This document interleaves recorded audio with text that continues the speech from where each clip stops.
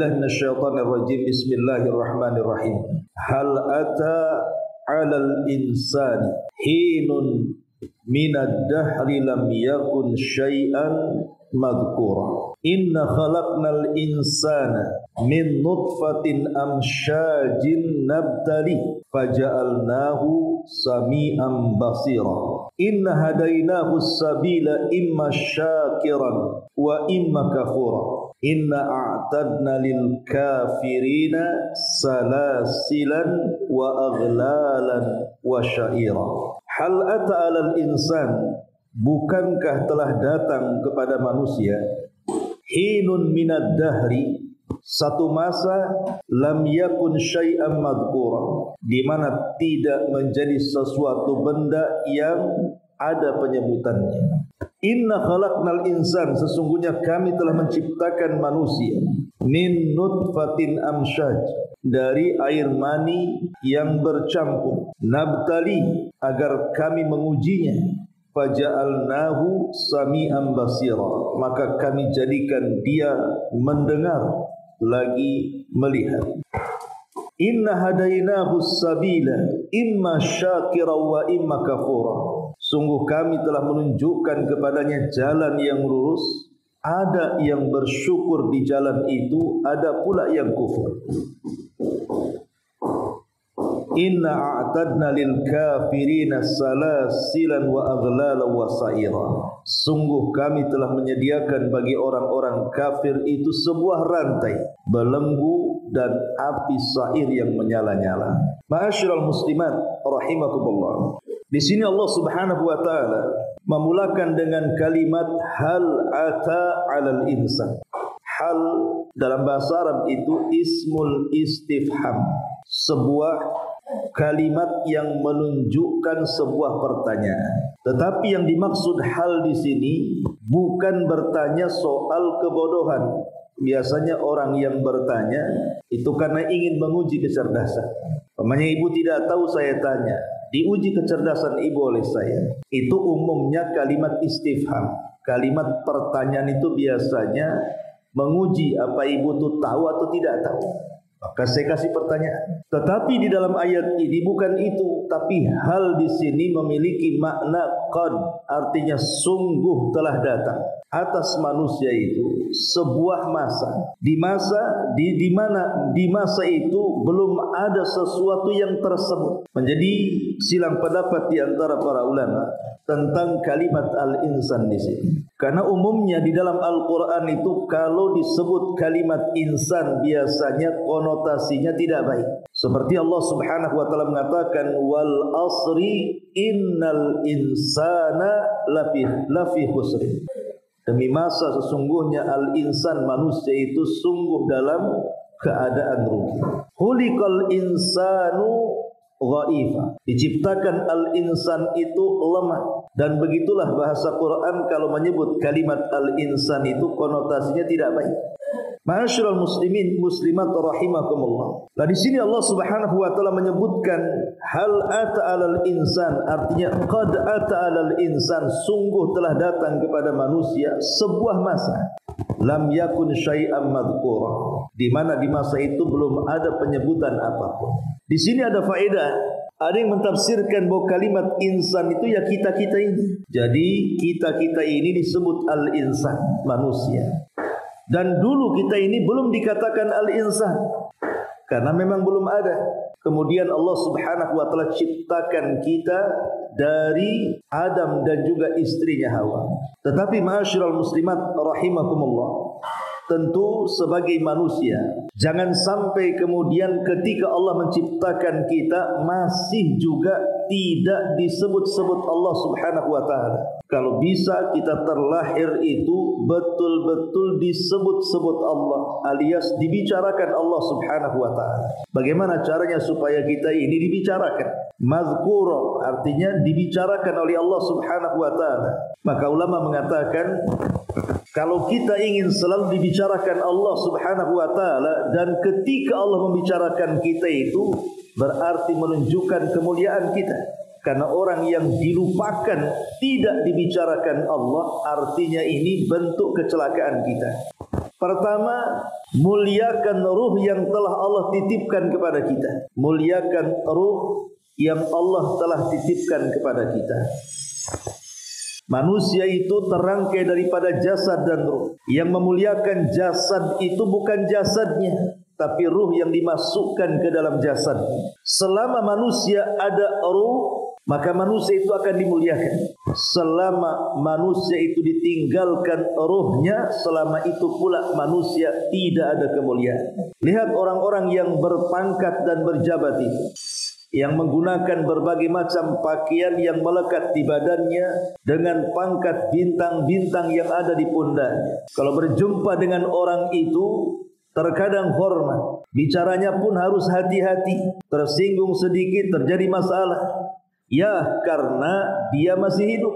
Coba yang punya pangkat-pangkat itu, Allah Subhanahu wa taala cabut ruh dalam badannya, kemudian dia mati, apa masih dipakai itu pakaian yang berpangkat itu? Tidak, bahkan diganti dengan kain kafan yang sama saja pakaian si pangkat dengan yang tidak punya pangkat. Hilang kemuliaannya di situ. Makanya muliakan ruh. Selama ruh dikandung badan ini muliakan. Dengan cara apa? Berikan asupan-asupan yang terbaik. Kalau badan kita berikan makanan minimal sehari 3 kali, maka ruh juga harus ada asupannya. Apa asupannya? Yang kedua, hudiya ila amalin saleh. Arahkan ruh kita ini untuk memperbanyak amal saleh, untuk memperbanyak ibadah kepada Allah Subhanahu wa taala, dengan cara mendekatkan diri kepada Allah dengan ketaatan. Ya, salatnya, puasanya, baca Qur'annya, zikirnya, dan begitu seterusnya, supaya ruh kita menjadi mulia di hadapan Allah Subhanahu wa taala. Kemudian yang terakhir, selama kita hidup di dunia, ruh masih dikandung badan, maka kalau ingin kita diingat oleh Allah, dibicarakan Allah yang dulunya kita tidak pernah ada, lam yakun syai'an madhkura, kemudian Allah ciptakan kita menjadi ada dan Allah menyebut-nyebut kita, maka dengan cara perbanyak berzikir kepada Allah. Bumikan zikir dalam badan kita. Sebuah hadis Nabi SAW bersabda, "Ana inda dhanni abdi bi." Aku ini tergantung prasangka hambaku kepadaku. Wa ana ma'ahu hina yadhkuruni. Kemudian kata Allah, dan aku menyertainya tatkala hamba itu selalu mengingatku. Fa in dzakarani fi nafsihi dzakartuhu fi nafsi, wa in dzakarani fi mala'in dzakartuhu fi mala'in khairum minhu. Jika si hamba tadi terus menyebut-nyebutkan aku dalam dirinya, aku akan menyebutnya dalam diriku. Dan jika dia menyebut-nyebutku di halayak orang ramai, maka aku akan menyebut-nyebut kebaikannya di halayak yang lebih baik daripada orang itu, maksudnya di hadapan para malaikatnya. Jadi kalau kita senantiasa berzikir kepada Allah, mengingat Allah dalam setiap waktu kita, maka hakikatnya kita ini sedang disebut-sebut Allah Subhanahu wa taala. Fadhkurullaha qiyaman wa qu'udan wa ala junubihim. Maka ingatlah Allah di waktu berdiri, di waktu duduk, ataupun di waktu berbaring. Ya ayyuhalladzina amanu dzkurullaha dzikran katsira. Wahai orang-orang yang beriman, perbanyaklah berzikir, menyebut-nyebut nama Allah Subhanahu wa taala. Allah katakan, fadkuruni adzkurkum. Kalau kalian banyak menyebut-nyebut aku pun akan banyak menyebut-nyebut kalian. Ma'asyiral muslimat yang dimuliakan Allah Subhanahu wa taala. Itulah makna hal ata 'alal insan hinu minad dahri lam yakun syai'an madhkura. Ma'asyiral muslimat yang dimuliakan Allah Subhanahu wa taala, terkadang kita ini selalu dilupakan dengan kebaikan Allah Subhanahu wa taala, sehingga tidak sadar terkadang kita ini jarang berzikir kepada Allah, menyebut-nyebut nama Allah. Saya buat analogi seperti ini. Kalau seandainya ibu ini sedang sakit parah, kemudian dokter memvonis ibu ini akan mati dalam 3 hari, kecuali ada yang mendonorkan darah. Tiba-tiba kemudian datang entah siapa orangnya, tidak ada hubungan kerabat dengan ibu, kenal pun tidak. Datang pula dia mendonorkan darah. Setelah mendonorkan darahnya, akhirnya dia pun dirawat oleh dokter, kemudian sembuh. Setelah sembuh, orang asing ini memberi uang kepada dia, memberi harta. Kemudian disuruh pulang sana, ini uang rawat jalan, karena saya tahu engkau tidak sanggup untuk mengobati diri. Akhirnya kemudian dia sembuh total dari penyakitnya. Pertanyaannya, mungkin tidak kebaikan orang asing dilupakan? Tidak mungkin. Pasti akan diingat seumur hidupnya. Kenapa? Karena dia yang menyelamatkan nyawanya. Ini kepada makhluk kan seperti itu. Lah Allah Subhanahu wa taala lebih baik daripada orang asing ini. Allah itu lebih baik jauh berlipat-lipat daripada orang asing itu. Allah yang menciptakan kita, Allah yang memberikan nikmat kepada kita, Allah yang menciptakan jasad dan memasukkan ruh ke dalam badan kita. Semua nikmat yang ada di sekeliling itu adalah Allah berikan kepada kita. Kurang apa kebaikan Allah kepada kita? Kenapa kita tidak mengenang Allah sebagaimana mengenang kita kepada orang yang sudah menolong nyawa kita? Lah inilah terkadang manusia itu. Makanya al-insan dikatakan insan ini karena linisyani. Kenapa manusia dikatakan insan? Insan ini bahasa Arab, al-insan. Sebagian ahli bahasa mengatakan bahwa al-insan itu dikatakan insan karena nisyan. Nisyan itu artinya lupa. Terkadang manusia itu lupa kepada Allah dan tidak mengingat Allah Subhanahu wa taala. Kalimat lupa juga sebenarnya ada dua macam. Ada lupa yang sifatnya terpuji, ada lupa yang sifatnya tercela. Jadi walaupun dalam diri manusia itu ada sifat lupa, tapi yang namanya sifat lupa itu ada yang sifatnya terpuji, ada yang sifatnya tercela. Contoh yang terpuji, kalau seandainya di masa lalu, di masa lampau ibu ini terlampau banyak masalah. Mungkin kehilangan orang yang dicintainya, mungkin kehilangan harta yang dimilikinya, atau mungkin ada masalah-masalah yang kalau seandainya diingatkan pada hari ini, mungkin ibu bisa sedih, bisa stres, terpikir dan begitu seterusnya, tidak bisa tidur. Tiba-tiba Allah lupakan tuh kasus-kasus lama itu. Ibu bisa senyum, ibu bisa tertawa. Ini namanya lupa yang baik. Karena mengingat sesuatu yang lampau sehingga kita stres dan sedih ini akan mempengaruhi ibadah kita kepada Allah. Dengan dilupakan semuanya oleh Allah, maka lupa itu menjadi sebuah kebaikan. Saya ibu saya kira pernah diuji oleh Allah Subhanahu wa taala dengan sebuah masalah. Dan itu akan dilalui setiap manusia. Terkadang masa-masa sulit itu akan hadir dalam kehidupan kita. Dan terkadang ketika ada masalah itu kayak kiamat rasanya. Kita tidak bisa keluar dari situ. Pasti saya ibu pernah mengalami itu. Sebuah masalah yang kita seolah-olah kiamat dunia. Tidak bisa keluar dari situ. Itu menurut kita, padahal Allah ketika memberikan masalah kan sesuai dengan kadar kemampuan. Tapi terkadang kita berpikir tidak. Kayaknya tidak bisa saya keluar dari sini. Kiamat sudah. Tapi seiring waktu berjalan, ketika masalah itu terurai, enggak ingat lagi tuh masalah tuh. Yang ketika ada masalah mungkin ibu hanya bisa nangis, setelah dilupakan masalah itu ibu bisa tersenyum kembali kan. Siapa yang melupakan masalah-masalah itu Allah, dan lupa seperti ini adalah nikmat. Ini yang pertama. Kemudian yang kedua, ada lupa itu bagian daripada azab Allah Subhanahu wa taala. Lupa yang tercela itu yang menempel pada manusia ketika dia lupa dari perintah-perintah Allah dan larangan-larangan Allah Subhanahu wa taala. Lupa kalau dia diperintahkan salat dia tidak salat. Lupa kalau diperintahkan puasa dia meninggalkan puasa. Lupa kalau diperintahkan zakat dan haji dia tinggalkan zakat dan haji padahal dia mampu. Lupa kalau Allah menyuruh kita membaca Quran tidak pernah kita baca. Lupa kalau Allah menyuruh kita berzikir, kita pula tak berzikir kepada Allah Azza wa Jalla. Lah lupa-lupa seperti ini digambarkan dalam Quran. Wa man a'rada an dzikri fa inna lahu ma'isyatan dhanka wa nahsyuruhu yaumal qiyamati a'ma. Qala rabbi lima hasyartani a'ma wa qad kuntu basira. Qala kadzalika atatka ayatuna fanasitaha wa kadzalikal yauma tunsa wa kadzalika nazzi man asrafa wa lam yu'min bi ayati rabbih la'adzabul akhirati asyaddu wa abqa, kata Allah. Allah katakan dalam Al-Quran, barang siapa yang berpaling mengingat diriku, maka kami akan berikan kepadanya kehidupan yang sempit, dan kelak pada hari kiamat kami butakan matanya. Dia pun mengatakan di hadapan Allah, ya Rabb, kenapa kau kumpulkan kami dalam keadaan buta, padahal dulu di dunia aku melihat. Di sini syahidnya Allah berfirman, begitulah ketika ayat-ayat kami sampai kepadamu, ketika perintah-perintah kami sampai kepadamu, ketika larangan-larangan kami sampai kepadamu, fanasitaha, kau lupakan itu semua. Wa kadzalikal yauma tunsa, begitu juga kami melupakan engkau hari ini kepadamu.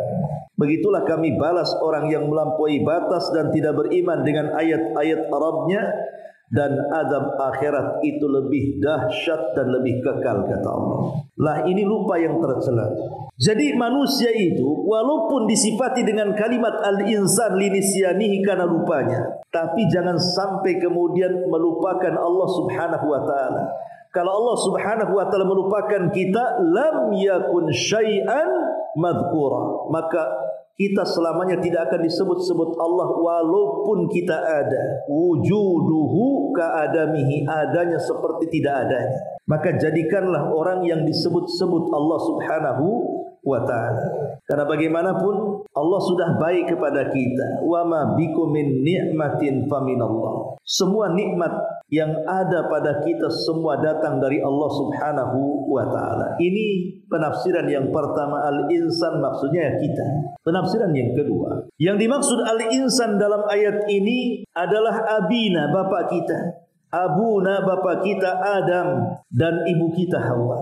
Ma'asyiral muslimat yang dimuliakan Allah Subhanahu wa ta'ala. Kalau tadi kita katakan bahwa kita dulunya tidak ada, kemudian ada dan disebut-sebut oleh Allah Subhanahu wa ta'ala karena amal saleh kita.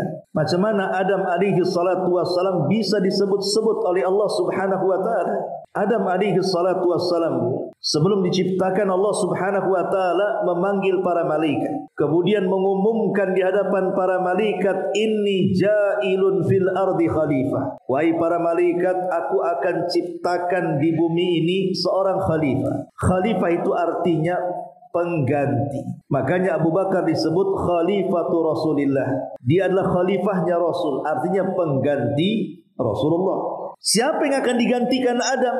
Atau menggantikan siapa Adam ini? Menggantikan makhluk yang sebelumnya sudah menempati bumi. Siapa makhluk yang sebelumnya menempati bumi? Itulah bangsa jin.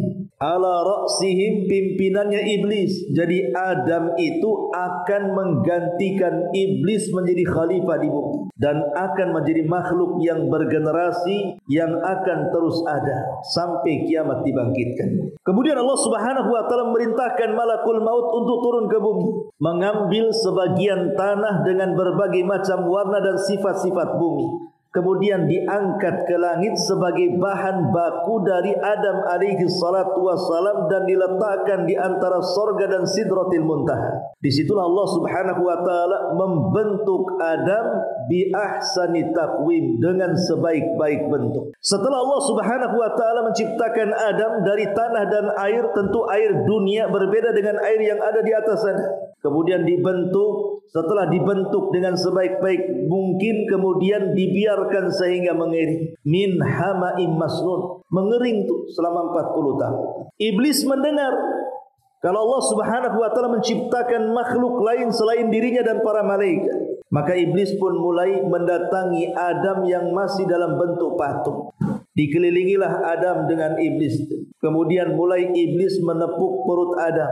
Ditepuknya perutnya sini. Kemudian keluarlah bunyi. Artinya ini makhluk pasti akan ada lubang-lubang rongga. Ini makhluk berrongga ini. Artinya perlu diisi. Perlu diisi makan, perlu diisi minum. Berarti makhluk ini lemah, kata iblis. Dia mengatakan, kalau Allah kuasakan makhluk ini kepadaku, maka aku akan hancurkan dia. Setelah tahu bahwa ada makhluk lemah, mulailah iblis sombong. Bahwa dia lebih kuat dibandingkan orang ini, Dan ketika melihat bahan bakunya dari tanah, dia merasa lebih baik ciptaannya, karena dia dari api, orang ini dari tanah, katanya. Sampai pada waktunya, akhirnya kemudian Allah Subhanahu wa taala hendak meniupkan ruh kepada Adam alaihi salatu wassalam dan disaksikan oleh seluruh para malaikat. Dan Allah ingin membuktikan kepada para malaikat bahwa makhluk yang akan diciptakannya jauh lebih mulia dibandingkan para malaikat yang sebelumnya. Mengatakan kepada Allah, "Ya Rabb, ataj'alu fiha man yasfiqud dima ataj'alu fiha man yufsidu fil ardi wa yasfikud dima wa nahnu nusabbihu bihamdika wa nuqaddisu lak." Ya Rabb, apakah Engkau akan menciptakan makhluk seperti jin sebelumnya yang sudah merusak bumi dan menumpahkan darah? Malaikat mengkias dengan jin yang sebelumnya menghuni bumi. Mereka suka merusak, mereka suka menumpahkan darah. Kemudian malaikat menawarkan dirinya kepada Allah Subhanahu wa taala dengan mengatakan, "Ya Rabb, kalau seandainya Engkau mau, kirim kami saja pengganti jin-jin itu di bumi. Niscaya kami akan bertasbih kepadamu, akan memuji nama-namamu, biar langit dan bumi tidak ada yang bermaksiat dan merusak dan menumpahkan darah, sehingga akan menciderai pengabdian mereka kepadamu." Jadi malaikat menawarkan diri, tapi malaikat ini tergesa-gesa, belum diciptakan sudah menawarkan dirinya. Adam pun belum diciptakan, kenapa dia tergesa-gesa? Kadang-kadang tergesa-gesa itu kan tidak baik juga. Tetapi karena melihat semangatnya para malaikat beribadah kepada Allah Subhanahu wa taala, maka Allah Subhanahu wa taala ciptakan Ka'bah bagi para malaikat yang disebut dengan Baitul Ma'mur. Mereka semangat ibadah, dibuatkan Ka'bah oleh Allah. Kok ibadahlah di situ sepuasnya, di Baitul Ma'mur. Nah, setelah Allah Subhanahu wa taala mendengar keluh kesah para malaikat, maka Allah Subhanahu wa taala mengatakan, "Inni a'lamu ma la ta'lamun." Aku lebih tahu dengan ciptaanku. Tunggu saja. Sampailah ketika betul-betul Allah ciptakan Adam alaihi salatu wassalam dengan tangannya sekali. Ini kemuliaan, karena iblis diciptakan dengan kun fayakun, tapi Adam diciptakan dengan tangan Allah. Kemudian Allah mengatakan, "Fa idza sawaituhu." Ini yang pertama, apabila kami sudah sempurnakan Adam. Gimana tidak sempurna yang menciptakan langsung Allah? Yang kedua, "Wa nafakhtu fihi min ruhi." Kumasukkan ke dalam jasad Adam itu ruh dariku. Kalimat ruh dariku ini penisbatan ruh kepada Allah, penisbatan tasyrif, kemuliaan. Apapun yang dinisbatkan atau diidhafahkan kepada Allah itu pasti mulia. Baitullah, rumahnya Allah, Ka'bah, mulia karena rumah itu dinasabkan kepada Allah. Naqatullah, untanya Allah, mulia karena unta itu diidhafahkan kepada Allah. Termasuk ruhnya Adam itu mulia karena diidhafahkan kepada Allah. Dari ruhku, kata Allah. Dan ini kemuliaan Adam yang kedua. Kemudian kemuliaan Adam yang ketiga, faqa'u lahu sajidin. Semata-mata ruh masuk ke dalam Adam, maka kalian para malaikat harus langsung sujud. Ini perintah. Mulailah ruh itu ditiupkan ke dalam jasad Adam.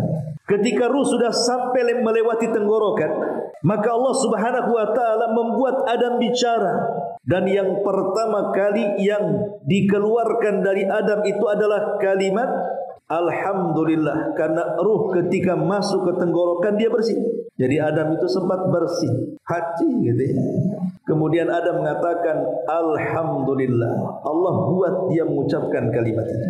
Ketika kemudian malaikat mendengar Adam mengucapkan Alhamdulillah, maka malaikat menjawab, Yarhamuka ya Adam Rabbuk. Semoga Allah merahmati engkau wahai Adam, Rabbmu. Semoga Rabbmu merahmati engkau wahai Adam. Di sini ada dua kalimat. Pertama alhamdu, pujian. Yang kedua yarhamuka rabbuk. Semoga Allah merahmati dirimu ya Adam. Berarti di sini ada alhamdu, ada ar-rahmat. Ada pujian dan ada rahmat. Dan pujian dengan rahmat itu selamanya tidak bisa dipisah. Siapa yang memuji Allah Subhanahu wa taala pasti akan diberikan rahmat. Dan siapa yang tidak pernah memuji Allah maka akan dijauhkan daripada rahmat. Karena pujian itu tanda daripada kita memenuhi panggilan Allah Subhanahu wa taala, dan orang yang memenuhi panggilan Allah pasti akan diturunkan rahmat. Dan orang yang tidak pernah memuji Allah artinya dia tidak pernah memenuhi panggilan Allah, ketika itu tidak akan turun rahmat kepada dia. Kemudian setelah ruh sampai di kaki, Adam pun bisa bergerak. Kemudian Allah Subhanahu wa taala merintahkan kepada para malaikat sujud. Semua para malaikat sujud. Satu pula yang tak sujud, siapa? Iblis tidak mau sujud. Aba wastakbara wa kana minal kafir. Enggan iblis, sombong iblis, termasuk makhluk kafir, kata Allah. Setelah kemudian para malaikat sujud, kemudian mereka bangkit. Tentu yang dimaksud sujud di sini bukan sujud ibadah, karena sujud tidak boleh diberikan kecuali kepada Allah. Maksudnya sujud di sinilah sujud at-takrim, hanya penghormatan saja. Begitulah malaikat caranya menghormati Adam dengan cara sujud. Akhirnya Adam pun diperintahkan Allah Subhanahu wa taala untuk mengucapkan salam kepada para malaikat. Kata Allah, ya Adam, idhab ila al-malaikah fasallim alaihim. Wahai Adam, pergi kau kepada para malaikat, ucapkan salam kepada mereka. Maka Adam diilhamkan dengan mengucapkan assalamu alaikum. Maka para malaikat mengatakan wa alaikumussalam wa rahmah. Adam dan seluruh keturunannya melebihi siksanya Allah kepada hamba-hambanya. Inna rahmati sabaqat ghadabi. Sesungguhnya rahmatku akan mendahului kemurkaanku, kata Allah. Kemudian setelah itu, maka Adam alaihi salatu wassalam tertidur. Saat tertidur itulah Allah ambil rusuk yang paling atas, yang paling bengkok, yang dekat dengan jantung. Diciptakanlah pasangannya Hawa. Pas Adam bangun, nampak ada perempuan cantik di samping. Siapa kamu? Saya Hawa. Kenapa disebut Hawa? Hawa itu kan bernafas artinya. Karena satu-satunya makhluk yang diciptakan dari makhluk yang bernyawa adalah Hawa. Karena Adam diciptakan dari makhluk mati. Tanah air itu mati. Tapi Hawa diciptakan dari makhluk yang hidup, maka disebut Hawa. Keluar oksigennya. Ya. Ketika ditanya, man, siapa anda? Saya Hawa. Kenapa Allah menciptakan kamu? Li'askuna ilaika, agar aku membawa ketenangan kepadamu.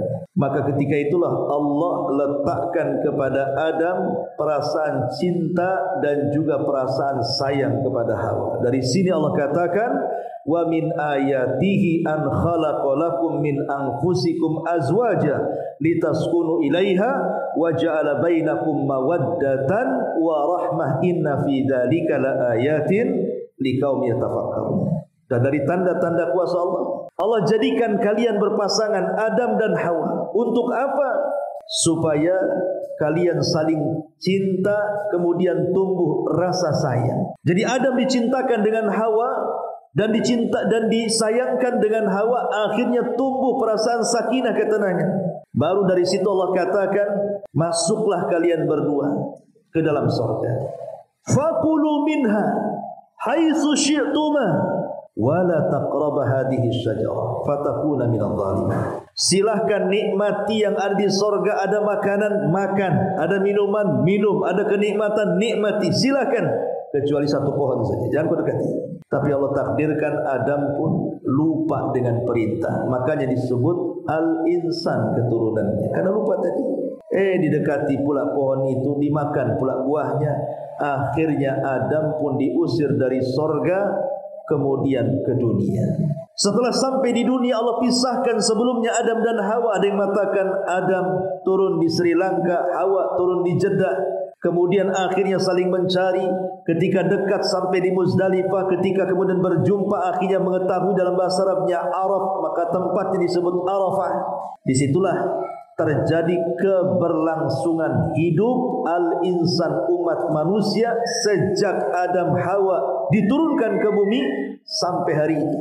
Bahkan sampai kiamat dibangkitkan, manusia akan terus bergenerasi, berlangsung kehidupan manusia. Bagaimana caranya keberlangsungan hidup manusia? Di sini Allah katakan, inna khalaqnal insana min nutfatin amsyaj nabtalihi faja'alnahu sami'an basira. Ayat yang kedua, Allah Subhanahu wa taala mengatakan, inna khalaqnal insana, sesungguhnya kami telah menciptakan manusia min nutfatin amsyaj, dari setetes mani yang tercampur antara mani laki-laki dan wanita. Dalam surah At-Tariq, Allah Subhanahu wa taala berfirman, "Falyanzuril insanu mimma khuliq.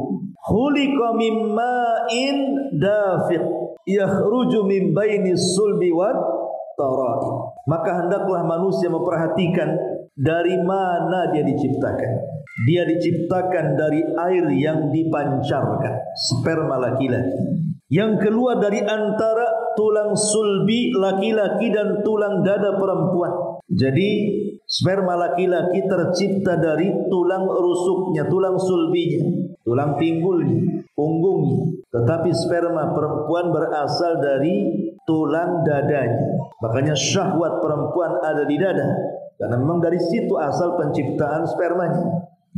Lah dari situlah kemudian berjumpalah antara sperma laki-laki dan perempuan, dan ini kuasa Allah, tidak ada yang sanggup untuk melakukannya kecuali Allah. Dari proses ke proses, dari segumpal mani yang terpancar kepada kemaluan wanita, kemudian kita lihat keajaibannya di sini. Kita tahu bahwa ketika laki-laki membuahi wanita di masa suburnya, maka yang akan membuahi itu, dia akan berusaha dalam beberapa hari setelah kejadian itu akan mencari rahim yang pantas untuk ditempelinya. Dan itu masa-masa riskan biasa. Setelah beberapa hari, 40 hari pertama, barulah kemudian dia mendapatkan tempat di rahim yang cocok dalam perut ibunya. Semata-mata nempel tuh, disebut alaqah namanya. Maka disitulah terjadi hubung kait antara ibu dengan anak. Makanya kenapa disebut rahim? Dalam perut ibu itu ada rahim. Rahim itu diambil kata-kata rahmat, diambil dari kata-kata rahmat, kasih sayang. Makanya ketika kemudian dia nempel saja di rahim, mulailah ada keterikatan kasih sayang antara seorang ibu dengan janin yang baru nempel di rahim itu. Makanya biasanya ketika semata-mata nempel saja disebut alaqah dalam bahasa Arab, maka akan terjadi pengaruh besar bagi seorang ibu hamil di situ. Mulailah muncak emosinya, ya kan Bu ya? Mulai macam-macam biasanya. Mulai kemudian ngidam-ngidam, itu udah mulai itu. Udah nempel di rahim, semacam tuh kelakuan ibu tuh.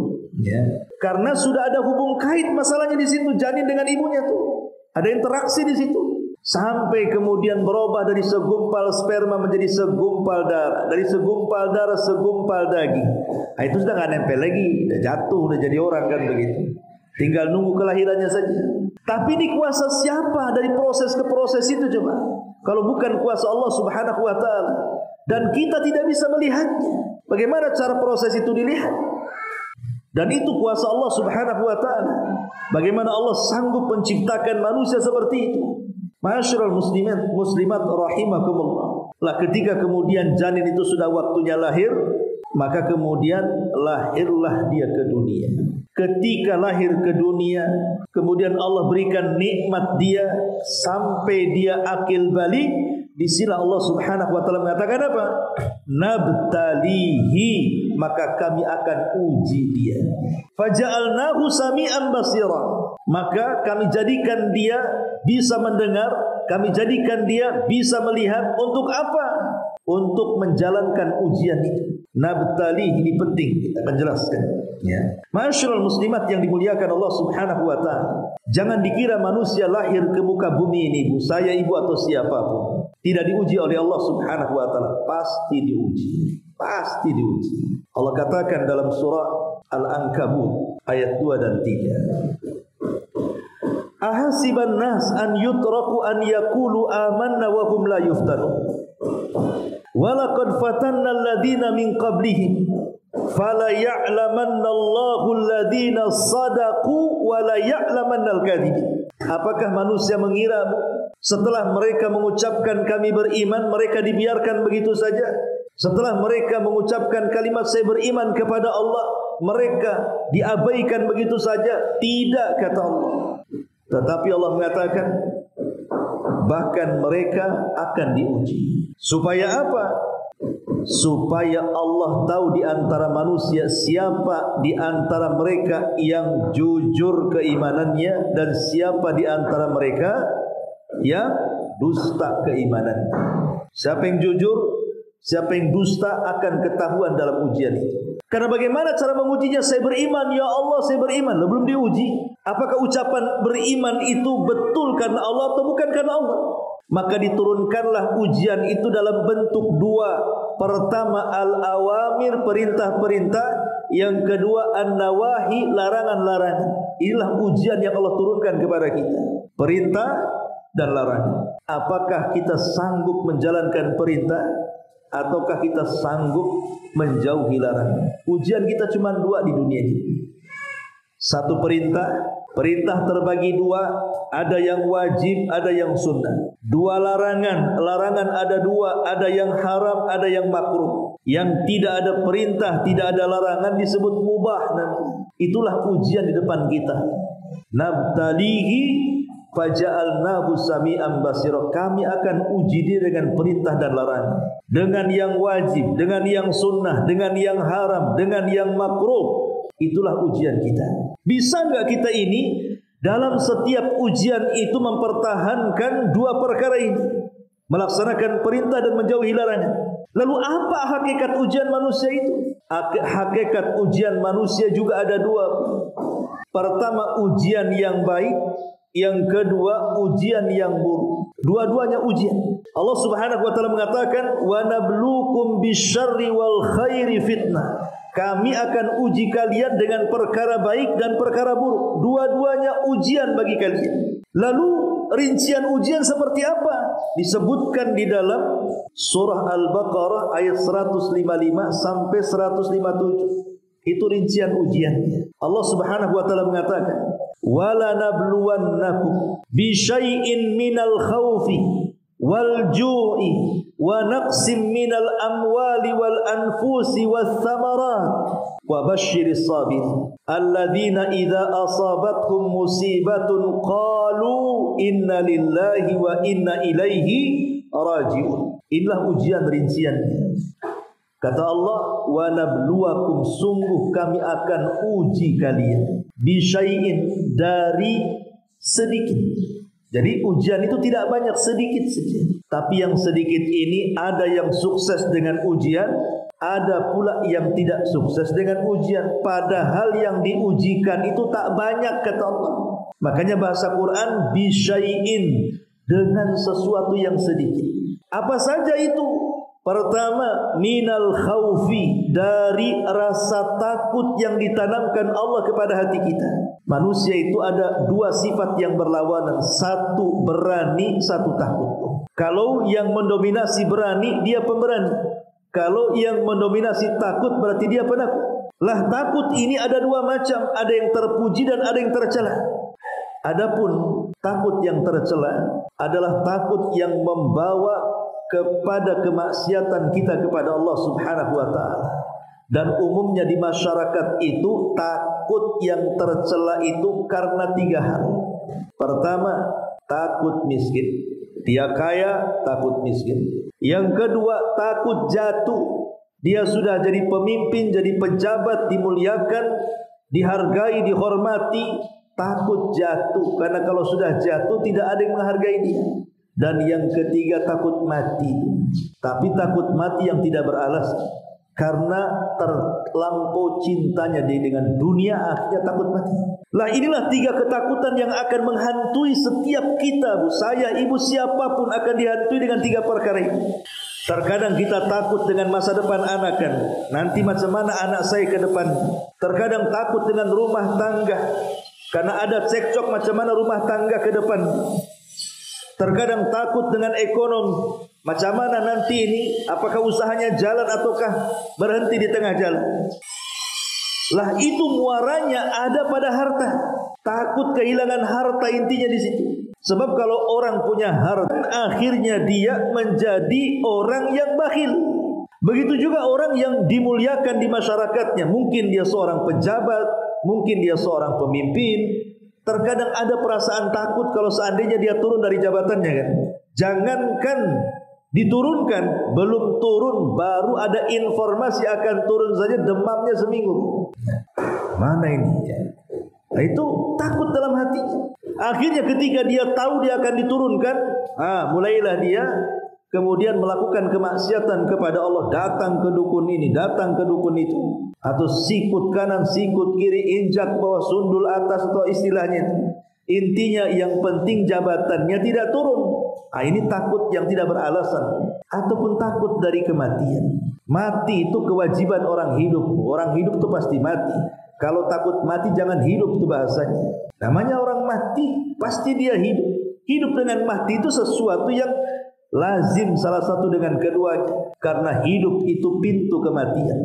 Hidup ini pintu kematian. Siapa yang masuk ke pintu kehidupan, maka dia harus siap menghadapi kematian. Karena kullu nafsin dha'iqatul maut. Setiap jiwa itu pasti mati. Lah perasaan takut yang seperti ini tercela. Tapi ada takut yang terpuji di sana. Takut kepada Allah Subhanahu wa taala.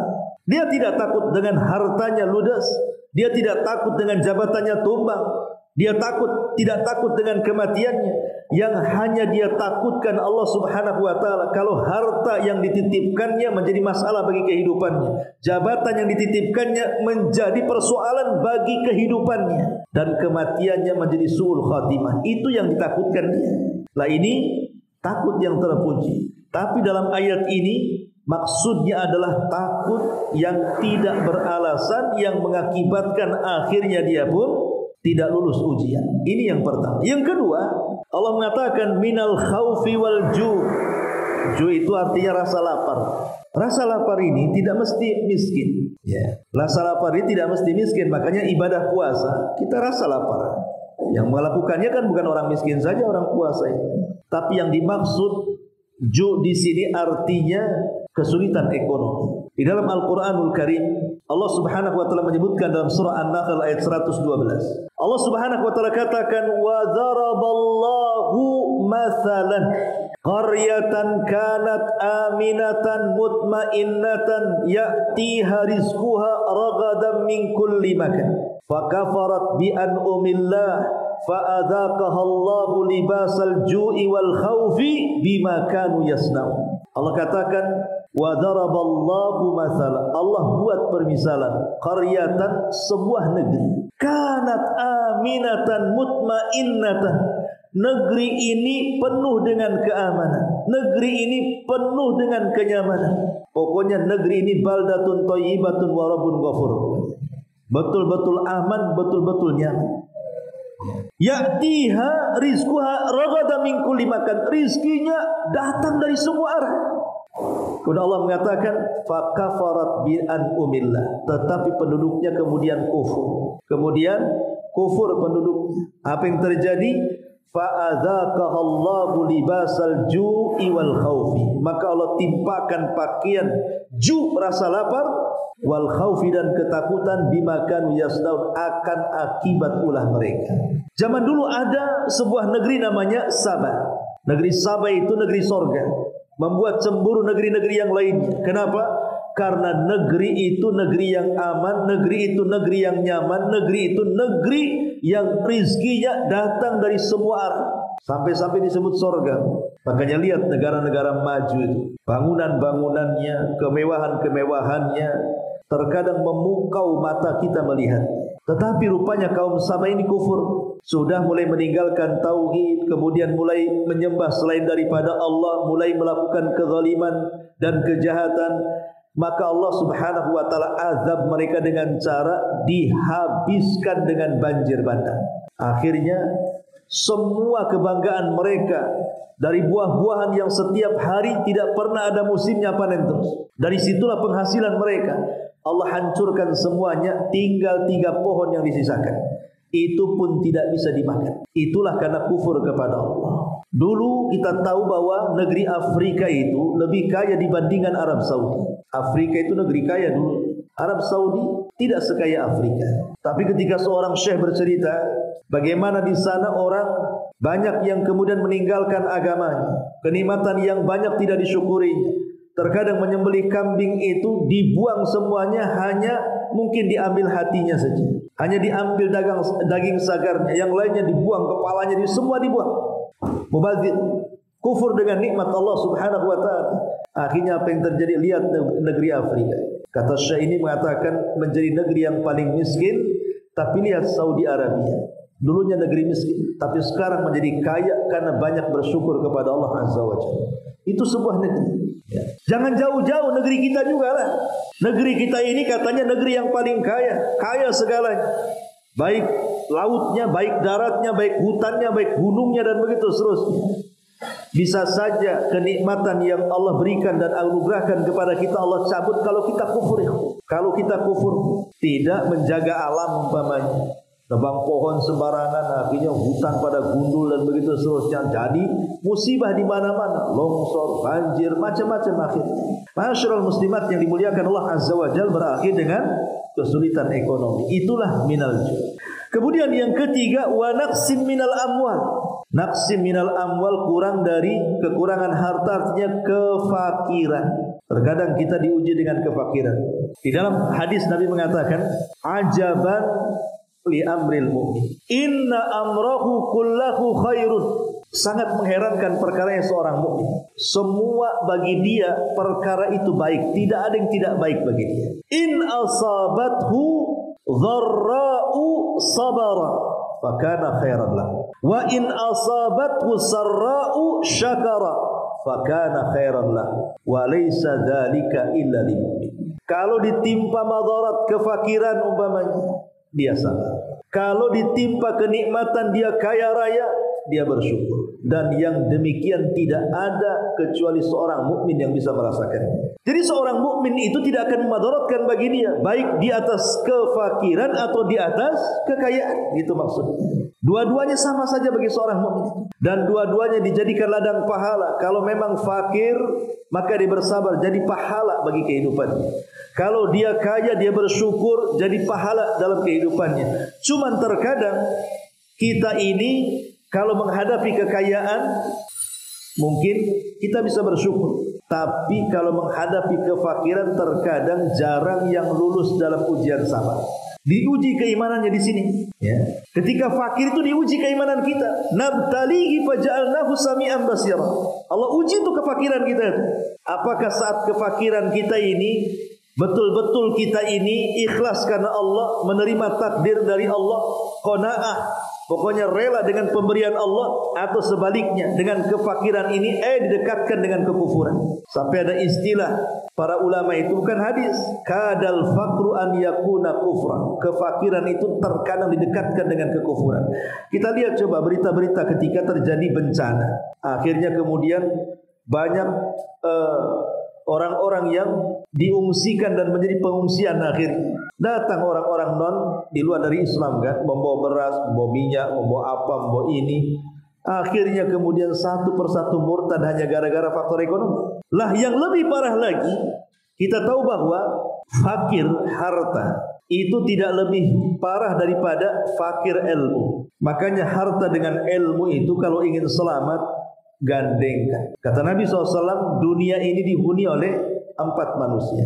Satu, orang yang diberikan harta dan diberikan ilmu. Dengan ilmunya dia salurkan hartanya di jalan Allah, maka ini orang yang paling baik. 2, orang yang diberikan ilmu tapi tidak diberikan harta, tapi dia berangan-angan, kalau aku punya harta, aku pun ingin seperti yang pertama, maka pahala dia dengan yang pertama sama di hadapan Allah. Yang ketiga, ada orang yang diberikan harta tapi tidak diberikan ilmu. Karena jahil, akhirnya dia hura-hura dengan hartanya, maksiat kemana-mana. Maka ini orang yang paling buruk di sisi Allah. Yang paling apes, yang keempat, tak punya harta, tak punya ilmu, sudah bodoh miskin. Nah itu masalah. Berangan-angan dia, kalau aku punya harta ingin seperti orang ketiga, aku pun sama ingin menghambur-hamburkan. Ini Pak, dosa orang yang keempat dengan yang ketiga sama saja. Makanya kalau Allah uji dengan kefakiran, fakir harta, jangan pula fakir ilmu. Gak apa-apa saya miskin, tapi janganlah kemudian saya bodoh, gitu maksudnya. Sebab kalau sudah bodoh, dia fakir kuadrat itu jadinya. Akhirnya apa? Kebodohannya masuk kepada kekufuran. Mau diajak masuk agama di luar daripada Islam, mau diajak nyuri, mau diajak rampok, mau diajak nipu. Itu fakir bodoh namanya, Bu. Ya. Makanya kefakiran itu harus diiringi dengan ilmu, supaya ilmu itu yang membimbing kefakirannya, gitu maksudnya. Jangan sampai sudah miskin harta, jangan pula Jangan miskin ilmu. Sebab ilmu yang membimbing. Gak apa-apa saya fakir, nikmati saja. Kalau bisa bersyukur, bersyukur. Bagaimana cara bersyukur orang fakir? Bersyukur saya fakir karena nanti pertanyaan di hadapan Allah cuma satu. Adapun orang kaya pertanyaan dua. Dari mana kau dapatkan harta? Kemana kau belanjakan? Katanya. Saya kan satu saja pertanyaannya. Hidupkan syukur itu. Maka itulah orang yang lulus ujian. Tapi kalau tidak syukur, tidak sabar, maka ini ujian yang berat bagi orang-orang fakir. Wa naqsim minal amwal. Kemudian yang keempat, wal anfus. Terkadang diuji oleh Allah jiwa kita. Ibu diuji kesehatannya. Ada orang yang diuji kesehatan itu subhanallah sakit bertahun-tahun. Dia harus duduk di kursi roda bertahun-tahun, hanya bisa melihat orang yang bisa berjalan ke sana kemari. Dia tidak bisa apa-apa. Ada diuji dengan kebutaannya, manusia bisa melihat, dia tidak bisa memandang. Ada yang diuji dengan ketuliannya, manusia bisa mendengar, dia pula tak bisa mendengar. Ada diuji dengan otaknya, dengan kegilaannya. Macam-macam ujian jiwa itu. Dan ujian yang paling berat dalam jiwa itu adalah kematian. Terkadang orang diuji dengan kematian. Ma'asyiral muslimat yang dimuliakan Allah Azza wa Jalla, tidak ada manusia yang lebih sabar dibandingkan Ibrahim dan Ismail. Diuji oleh Allah Subhanahu wa taala dengan kematian. Ketika Ibrahim bermimpi di malam harinya bahwa dia menyembelih putranya, dia langsung datang kepada Ismail dan mengatakan, "Ya bunayya, inni ara fil manami anni adbahuka fanzur madza tara." Wahai anakku, semalam bapakmu bermimpi bahwa bapakmu menyembelih dirimu. Macam mana pendapatmu coba? Ismail ini bu, itu satu-satunya putra Ibrahim. Ibrahim itu sudah 100 tahun tidak punya anak, tiba-tiba punya anak. Laki-laki lagi, satu-satunya lagi, karena belum punya anak lainnya. Yang dinantikan puluhan tahun, sudah tua, dikiranya istrinya mandul, tahu-tahu punya anak dari wanita lain, dari Hajar. Lahirlah Ismail. Apa tidak sayang tuh Ibrahim? Sayanglah. Tiba-tiba diperintah untuk dibunuh dengan cara disembelih. Kalau anak 5 kan enak bu. Yang 4 soleh, yang 1 preman. Yang preman aja lah kan gitu. Itu kalau ada pilihan kan. Ini nggak ada pilihan, cuma 1. Gimana caranya? Akhirnya kemudian Ibrahim coba berdialog dengan Ismail itu. Tapi Ismail karena didikan Hajar, dia mengatakan, "Ya abatif al-ma tu'mar, satajiduni insyaallahu minas sabirin." Kalau ini perintah Allah, lakukan saja. Lihat, ini ujian. Ujian mau dibunuh, lakukan saja. Lakukan saja. Lihat orang-orang yang di penjara, yang sudah diponis kematian. Harusnya kalau sudah jelas-jelas dia diponis kematiannya, harusnya akan memperbaiki sebelum ponis itu datang. Karena sedang diuji jiwanya. Apakah dia akan diloloskan dari ujian itu ataukah tidak? Tapi karena Ismail ini memang anak yang saleh, itulah gunanya kita punya anak yang saleh. Karena kalau Ismail tidak saleh, tentu dia akan bantah bapaknya. Tetapi Ismail ini anak yang baik, makanya dia mengatakan, "Wahai bapakku, kalau ini perintah Allah." Lihat, bukan perintah kamu. Ini perintah Allah. Ismail mengatakan kepada ayahnya, "Kalau ini perintah Allah, lakukan, dan saya pasti akan sabar." Begitulah ibu yang dimuliakan Allah Subhanahu wa taala, ujian yang keempat. Kemudian yang kelima, was-samarah, buah-buahan. Terkadang ada petani itu sudah nampak lah kan, padi-padi itu sudah menguning, sudah menghayal nih kalau panen bisa beli motor, kulkas, rumah, macam-macam. Setelah hari hanya datang warang, datang tikus, datang banjir, datang badai, habis semuanya. Itulah ujian. Ibu nanam mangga, dari kecil kepengen mangga tanaman sendiri, nggak mau mangga dari orang, dirawat sampai besar, udah berbuah datang codot pula. Kamu codot? Ya. Datang kelelawar, habis dimakan kelelawar. Sabar, karena namanya buah-buahan juga bagian daripada ujian. Makanya Allah mengatakan wabasyiri sabirin. Tetapi sebenarnya Allah sudah ingin memberikan solusi kepada kita. Kalau kita diuji oleh Allah dengan rasa takut, takut miskin dari kaya, takut turun dari jabatan, takut mati, atau diuji dengan lapar ekonomi yang sulit, atau diuji dengan kemiskinan, atau diuji jiwanya dengan penyakit, atau diuji dengan habisnya buah-buahan, konsep Quran itu kalau ingin tenang dari ujian dan lolos dari ujian itu, maka kita harus meyakini kalimat inna lillahi wa inna ilaihi raji'un, karena hanya itulah yang bisa menyabarkan kita. Inna lillah, semua datang dari Allah, akan kembali kepada Allah. Dulu kita lahir tidak punya harta, Allah kasih harta, Allah ambil lagi hartanya. Inna lillahi wa inna ilaihi raji'un. Dan tinggal gitu saja. Dulu lahir tidak ada pangkat, tidak ada jabatan, tidak ada kepemimpinan. Kemudian Allah kasih tuh pangkat, jabatan, kepemimpinan, tiba-tiba diambil. Inna lillahi wa inna ilaihi raji'un. Dan begitu semuanya. Kita lahir loh, nggak ada nikmat apapun di badan. Tiba-tiba kenikmatan dicabut, ya itu terserah Allah. Makanya kemudian Allah mengatakan wa basyiri sabirin, kasih kabar gembira orang-orang yang sabar, orang yang segala-galanya mengembalikan kepada Allah Subhanahu wa taala, karena itu milik dari Allah Subhanahu wa taala. Semua hanya titipan kepada kita, bukan kita yang memiliki segalanya. Badan kita aja milik Allah, jangan cerita harta. Badan lo kita milik Allah. Kalau badan kita mau diambil oleh Allah, ya silahkan, karena ini milik Allah Subhanahu wa taala semuanya. Ma'asyiral muslimat yang dimuliakan, Allah mengatakan apa? Nabtalihi faja'alnahu sami'an basira. Kemudian kami jadikan manusia itu melihat dan mendengar. Allah ingin lihat. Nikmat pendengaran dan nikmat penglihatan itu digunakan untuk apa? Allah uji itu. Apakah pendengaran kita ini lebih banyak mendengar yang positif, ataukah lebih banyak mendengar yang negatif? Apakah telinga itu kita gunakan untuk mendengar orang yang membaca Quran, orang yang sedang berdakwah, orang yang sedang memberikan nasihat, ataukah justru telinga kita ini dengarkan kepada orang yang sedang ngerumpi, yang sedang menggibah, yang sedang namimah, yang sedang memfitnah, dan begitu seterusnya? Atau didengarkan musik tidak mau Quran? Maka nanti akan ditanya oleh Allah Subhanahu wa taala, karena ini nikmat pendengaran ini. Ya. Kemudian juga penglihatan. Mata kita ini lebih banyak melihat ke yang mana gitu. Apakah melihat kepada yang halal ataukah melihat ke yang haram? Maka Allah mengatakan, Allahu akhrajakum min butuni ummahatikum la ta'lamuna syai'a wa ja'ala lakumus sam'a wal basar wal fuad kullu ulaika kana anhu mas'ula.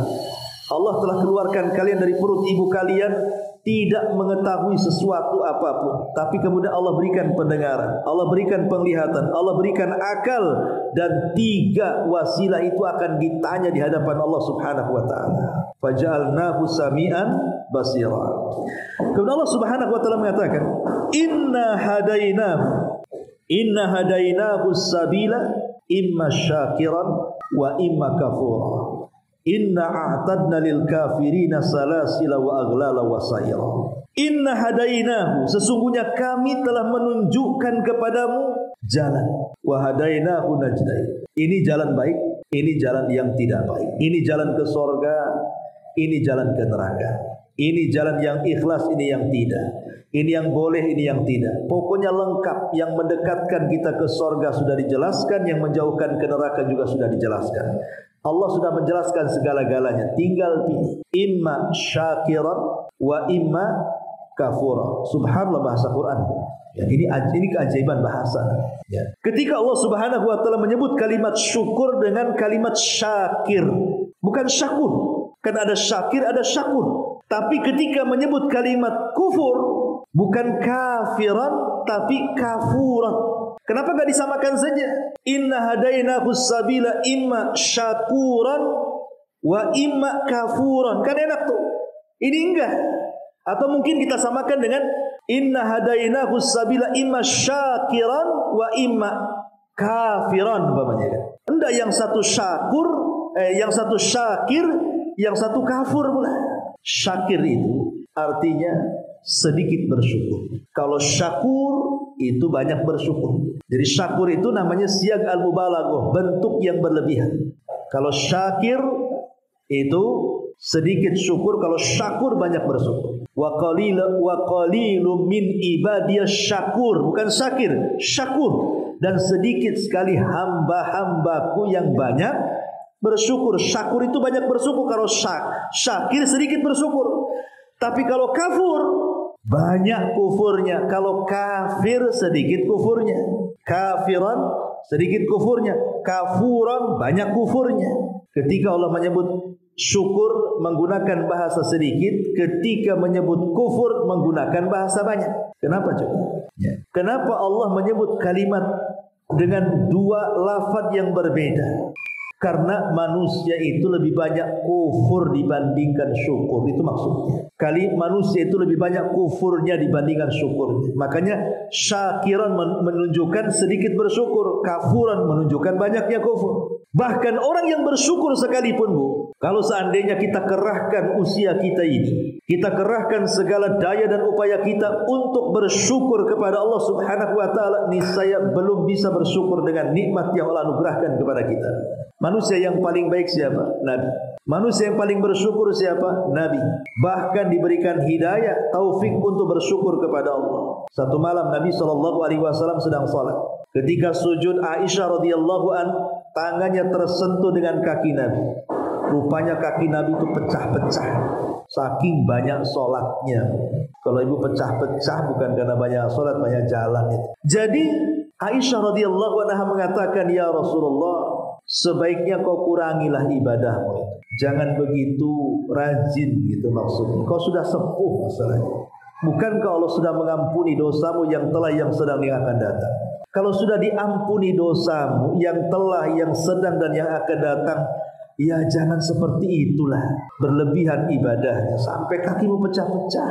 Jadi Aisyah ini sayang dengan suaminya Rasulullah. Kasihan karena sudah sepuh masalahnya. Tapi apa jawaban Nabi SAW? Dia mengatakan, ya Aish, afala akunu, atau afala tuhibbu, atau afala uhibbu abdan syakura.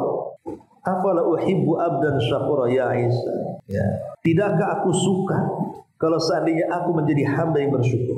Nabi saja merasa kurang syukurnya, sampai harus setiap malam sholat malam sampai pecah-pecah. Itu sekelas Nabi. Makanya kalau kita gunakan waktu-waktu kita, semua daya upaya kita untuk bersyukur, belum bisa bersyukur kita ini kepada Allah. Karena Allah mengatakan, wa qalilun min ibadiyas syakur, sedikit sekali lah kita ini bersyukur kepada Allah. Tetapi kita ini terlampau banyak kufur. Makanya Allah mengatakan kafur, banyak kali kufur kita kepada Allah. Masyarul muslimat yang dimuliakan Allah Azza wa Jalla. Saya buat logika seperti ini. Seandainya ada anak, ibu punya anak. Sejak ibu lahirkan si anak itu, subhanallah, ibu didik dengan baiklah anak itu sampai dia dewasa. Tidak pernah menyakiti. Anak itu saking baiknya itu tidak pernah menyakiti sama sekali. Ya, menyenangkan hati ibu, melapangkan dada ibu, membantu ibu. Pokoknya top barkotop lah anak itu. Seumur hidup tidak pernah dia nyusahkan orang tuanya. Sekali waktu anak itu terucap kalimat, mungkin kalimat ini melukai hati orang tuanya. Satu kali saja dia mengucapkan kalimat. Mungkin dia mengatakan kepada ibunya dasar pelacur, mengatakan kepada bapaknya dasar bajingan. Seumur-umur anak itu gak pernah mengucapkan kecuali yang santun. Tiba-tiba dia mengucapkan kalimat yang kotor satu kali. Terkadang yang satu itu pula yang lengket di hati orang tua. Ya kan Bu? Itu pula yang satu yang lengket di hati orang tua. Padahal dari mulai lahir sampai dia dewasa, dia itu tidak pernah berbuat jahat. Akhlaknya bagus, ucapannya santun, sopan dengan orang tuanya. Tapi gara-gara satu kalimat bisa terluka tuh orang tua. Dan orang tua merupakan kebaikan si anak dari kecil sampai dewasa. Ini pula yang terjadi, maaf ibu ya, dengan hadis Nabi SAW ketika Rasul masuk ke dalam surga. Ternyata penghuninya kebanyakan siapa? Ibu-ibu, bukan bapak-bapak. Kemudian Rasul ditanya, kenapa ya Rasulullah kebanyakan penghuni perempuan itu mama, ibu-ibu perempuan? Kenapa? Ya. Kemudian Rasul mengatakan ketika ditanya oleh para sahabat, apakah mereka tidak sholat? Mereka sholat. Apa mereka tidak puasa? Puasa. Apa mereka tidak sedekah? Rajin sedekahnya. Mereka nggak ngaji-ngaji. Mereka ibadahnya oke. Tapi mereka satu kekurangannya, wa yakfurnal asyur, kufur dengan suami. Kemudian Rasul menjelaskan apa maksud kufur dengan suami. Kalau seandainya suami itu tidak pernah berbuat jahat kepada ibu sepanjang masa. Bayangkan, suami itu baik dari mulai nikah Sudah mungkin 40-50 tahun berjalan, tidak pernah menyakiti ibu sama sekali. Satu kali suami melakukan kesalahan dengan kata-katanya, dengan perbuatannya, maka wanita itu akan mengatakan, engkau belum pernah berbuat baik sedikit. Ini sama kasus pertama dan kedua kan. Hati-hati, ini memang kekurangan ibu, kekurangan fitri. Seorang wanita terkadang mudah untuk melupakan kebaikan pasangannya dengan bahasa ibu lah ya. Kau ini tak sayang. Tak sayang gimana? Anak dah 10 bilang tak sayang pula. Tak perhatian, gak perhatian gimana? Rumah sudah dibelikan, gaji bulanan dikasih. Itu kan bahasa-bahasa kufur. Hati-hati ya. Jadi kita kembali kepada manusia kan. Orang tua yang punya anak dari kecil sampai dewasa berbuat baik kepada orang tuanya. Sekali dia menyakiti orang tuanya, itu pula yang diingat. Tetapi kalau kita lihat, kita praktekkan min babil aula. Maksudnya kita praktekkan dengan Allah Subhanahu wa taala. Allah Subhanahu wa taala itu sudah banyak memberikan kebaikan kepada kita. Kurang apalah kebaikan Allah kepada kita.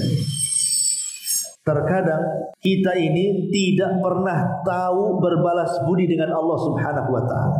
Ketika kita mengucapkan satu kalimat yang tidak sadar kalimat itu membuat Allah Subhanahu wa taala murka, akhirnya menjungkir balikan segalanya. Sama dengan anak tadi. Anak tadi ini sebenarnya bagus, orangnya taat kepada orang tuanya, tapi gara-gara satu kalimat kan, itu pula yang menjadikan orang tuanya sakit hati. Maka Allah juga sama, Bu. Hati-hati menjaga lisan. Ada di antara seorang hamba itu yang bicara satu kalimat, tapi dalam satu kalimat ini terkandung murka Allah. Apa yang terjadi?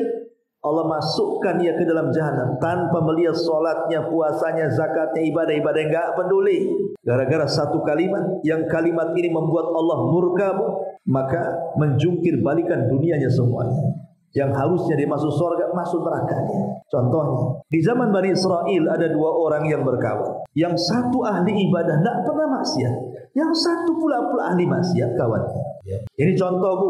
Jangan pula dipraktekkan. Saya mau cari cari pesti ahli maksiat. Jangan. Ya cari yang baik lah. Ini kan contoh. Ya. Jadi yang ahli ibadah ini baik awalnya, suka nasihati kawannya yang ahli maksiat, tolonglah berhenti maksiatmu itu. Nanti azab Allah terus nasihati, yang hidayah belum masuk, tetap saja dia bermaksiat. Sampai pada waktunya jengkel yang ahli ibadah ini, degil dia, nasihati tak mau. Dia melihat kemaksiatan sudah tidak bisa ditolerir. Datang dia mengatakan, kalau engkau tidak berhenti dari maksiat, wallahi, bersumpah dia, ya, wallahi la yaghfirallahu lak aw la yunjika minan nar. Demi Allah, Allah tidak akan mengampuni dosamu. Demi Allah, Allah tidak akan mengeluarkan kamu dari neraka. Ini namanya at-ta'ali 'alallah. At-ta'ali 'alallah itu artinya dia melampaui batas kepada Allah. Allah seolah-olah dia lebih tinggi daripada Allah. Memastikan Allah tidak akan mengampuni, memastikan Allah tidak akan mengeluarkan dari neraka. Ini at-ta'ali 'alallah, melampaui batas dari Allah namanya. Melampaui batas dari ketentuan takdir Allah. Akhirnya keduanya diwafatkan. Yang ahli maksiat dimasukkan ke surga, yang ahli ibadah harusnya masuk surga dimasukkan ke neraka. Dosanya apa coba ahli ibadah ini masuk neraka? Dosanya satu, ucapan at-ta'ali 'alallah. Dia mengucapkan sesuatu yang melampaui takdir Allah, itu kan? Maka hati-hati dalam mengucapkan itu. Maka jangan sampai terkeluar kalimat kufur, tapi hari-hari gunakan lisan itu untuk bersyukur. Dulu di zaman Nabi, ketika orang-orang munafik itu bersama para sahabat pulang dari Tabuk, mereka capek beristirahat. Jadi qurra, ahli pakar-pakar Quran itu sedang berkumpul bersama Nabi. Sementara orang munafik perkumpulannya berbeda. Itulah al-arwahu junudun mujannada. Ruh itu pasti akan bersama yang seseragam dia. Ya kan, Bu? Tidak mungkin orang baik kumpul dengan orang jahat. Kayak ibu ini sudah hijrah kan gitu. Pasti akan kumpul dengan orang-orang hijrah. Itulah ruh seperti itu.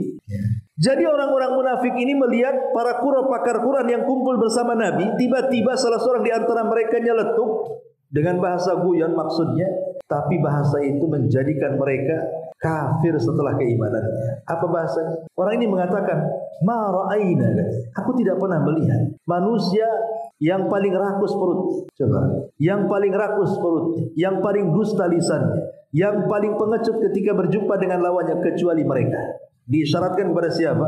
Pakar-pakar Quran yang ada di sekitar Nabi. Mereka salah. Pakar-pakar Quran itu adalah wali-wali Allah. Setiap hari mereka membaca kalam Allah. Setiap hari mereka mempelajari Al-Quran dari Rasulullah. Tiba-tiba dihina oleh orang-orang munafik.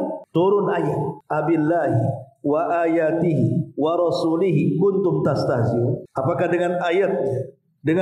Apakah dengan Allah, dengan ayatnya, dengan Rasulnya? Kuntum tastahzi'un. Engkau mengolok-olok? La ta'tadiru qad kafartum ba'da imanikum. Tidak ada alasan bagimu, engkau sudah kafir setelah keimanan kalian. Turun ayat ini. Jadi hati-hati, lisan ini sebagai nikmat, maka bersyukurlah dengan lisan. Mata ini nikmat, bersyukurlah dengan mata. Telinga ini nikmat, bersyukurlah dengan telinga. Tangan kaki nikmat, bersyukur dengan tangan kaki kita. Dan begitu seterusnya. Jadikan semua anggota badan kita ini dalam rangka mensyukuri nikmat Allah Subhanahu wa taala. Sebab kalau tidak, Allah ancam di ayat selanjutnya, inna a'tadna lil kafirina salasilan wa aghlalan wa sa'ira. Maka kami akan siapkan kepada orang-orang itu. Apa itu? Aghlal, salasilan, belenggu rantai. Salasilan, rantai-rantai neraka. Wa aghlalan, belenggu-belenggu neraka. Wa sa'ira, dan neraka yang siap untuk menyala-nyala. Ma'asyiral muslimat yang dimuliakan Allah Subhanahu wa taala. Ketika Allah Subhanahu wa taala mengatakan kalimat fujur, bahwa manusia itu ada yang bersyukur, ada juga yang fujur. Allah Subhanahu wa taala mengatakan fa'alhamaha fujuraha wa taqwaha. Jadi kufur itu bagian daripada fujur. Kufur itu bagian daripada fujur. Fujur itu artinya orang yang tidak mau kebaikan. Itu namanya fujur. Lah itu setiap jiwa manusia itu bisa kufur karena kefajiran. Dan fajir itu datang dari setan, sementara syukur itu datang dari para malaikat. Makanya setiap manusia itu ada korinnya kan? Ada korin yang baik, ada korin yang jahat. Maka berlindunglah kepada dari korin yang jahat dan teruslah dekat dengan korin yang baik, maksudnya para malaikat-malaikat Allah Subhanahu wa taala. Wallahu a'lam bishawab. Sampai di sini saja. Mudah-mudahan ada manfaatnya.